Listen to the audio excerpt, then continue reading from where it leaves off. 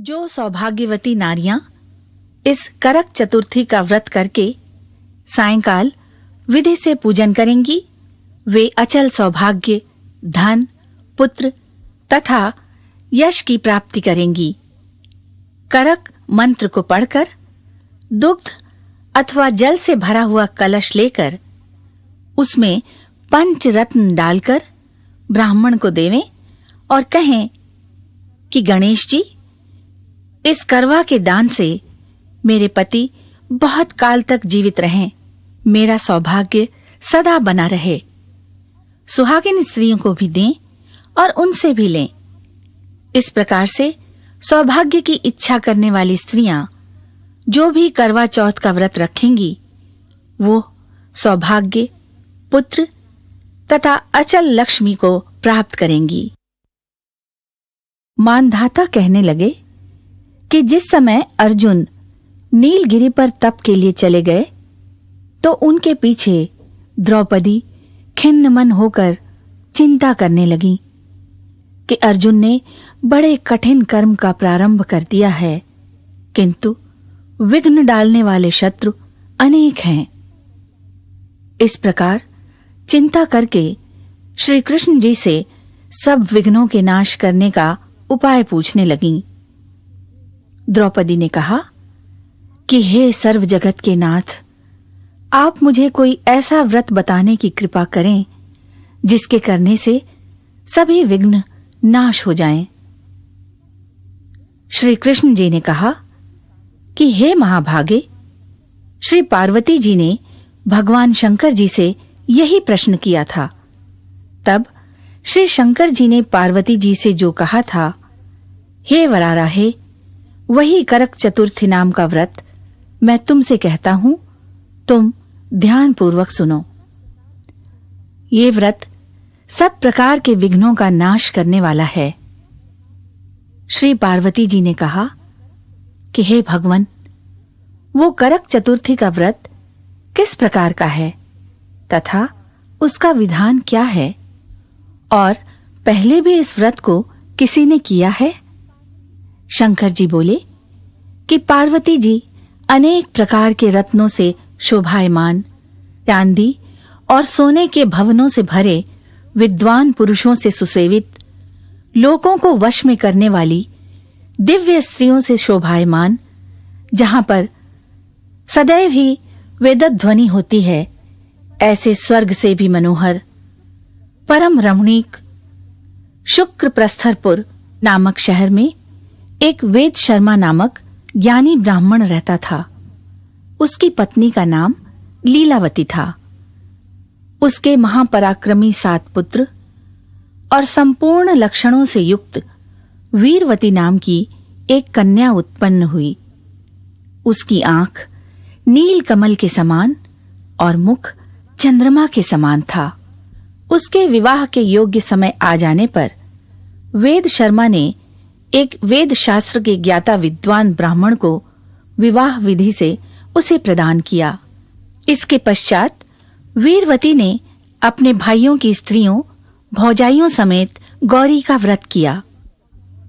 फिर कार्तिक कृष्ण चतुर्थी के दिन व्रतोपवास कर सायंकाल में स्नान कर सबने भक्ति भाव से वट वृक्ष का चित्र बनाकर उसके नीचे शंकर जी, गणेश जी और स्वामी कार्तिकेय के साथ पार्वती जी का चित्र बनाया और ओम नमः शिवाय इस मंत्र से गंध, पुष्प और अक्षतादि से गौरी का पूजन किया।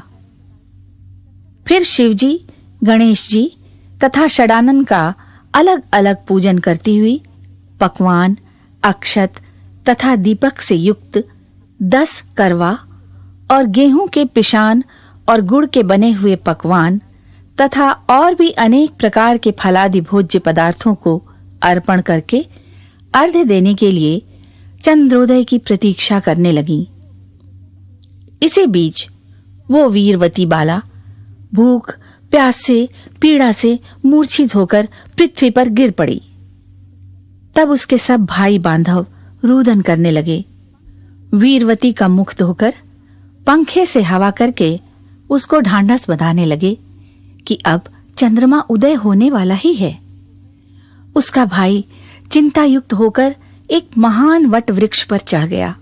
बहन के प्रेम से दुखी उसके भाई ने जलती हुई लुकारी लेकर चंद्रमा के उदय होने का बहाना कर दिखाया।